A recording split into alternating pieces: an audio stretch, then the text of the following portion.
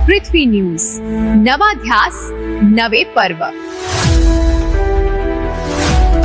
उत्तरमळ धरण परिसरात बिबट्याचे दर्शन, वाहनासमोर आल्याने नागरिकांमध्ये भीती।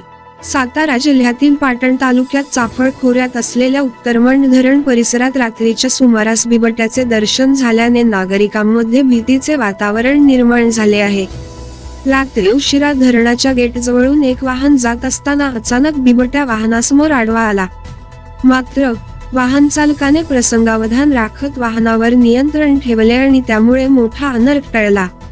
पावसाळ्याच्या दिवसांत उत्तरमळ धरण परिसरातील उलटा धबधबा आणि निसर्ग सौंदर्य पाहण्यासाठी सातारा जिल्ह्यासह परजिल्ह्यातून मोठ्या संख्येने पर्यटक येत असतात। दररोज शेकडो पर्यटकांची या परिसरात वर्दळ असते। अशा परिस्थितीत धरण परिसरात बिबट्याचे दर्शन झाल्याने पर्यटक आणि स्थानिक नागरिकांमध्ये चिंतेचे वातावरण आहे। वन विभागाने या परिसरात पाहणी करून आवश्यक ती खबरदारी घेण्याची मागणी नागरिकांकडून होत आहे।